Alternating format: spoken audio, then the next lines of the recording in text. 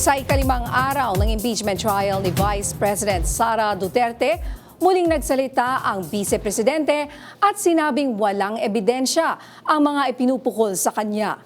Yan ang umarangkadang balita ni JM Pineda live. JM. Yes, Ninya, kanina pang alauna nung nakatanggap tayo ng balita na dapat darating dito si Vice President Sara Duterte sa Senado, pero hanggang ngayon ay wala pang sumusulpot na VP Sara. Pero isang pahayag nga yung pinakawalan itong Office of the Vice President, at dito nga sinabi ng pangalawang Pangulo na walang basihan, imbento at walang ebidensya itong mga pinupukol ng prosekusyon.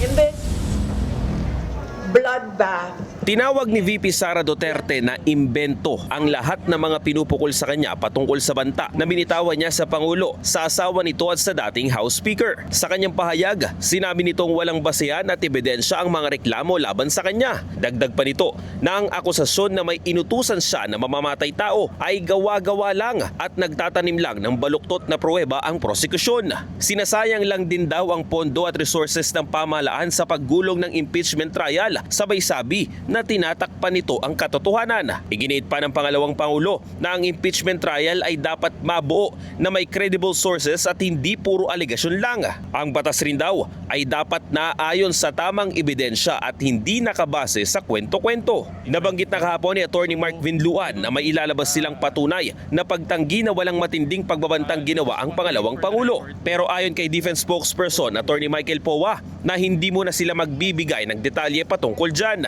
Again, we do not telegraph what we do. We will be doing again an injustice to our client if we start telegraphing our moves kasi syempre ma-anticipate na ng kapila. That's just how litigation is, and I hope you understand.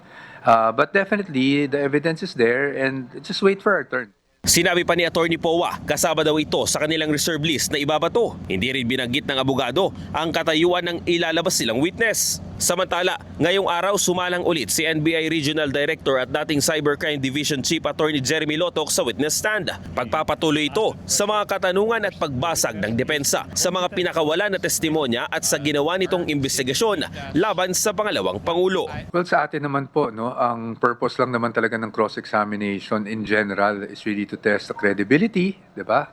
At ng witness para matest din natin yung truthfulness ng kanyang testimony. Whether it's material or immaterial is something that is left to the discretion of the Honorable Impeachment Court. Ninya, sa ngayon ay si Atty. Lotoc ang nakasalang sa redirection o recross ng prosecution, pero inaasahan nga na dapat sasalang din si Atty. Zulaika Lopez ngayong araw, pero titignan pa kung may sapat bang oras para makasalang si Atty. Lopez. Ninya. Nandyan ba si Atty. Lopez?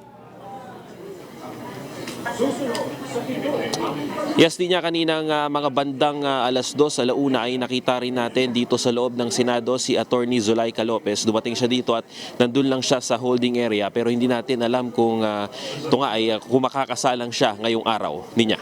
Maraming salamat, JM Pineda.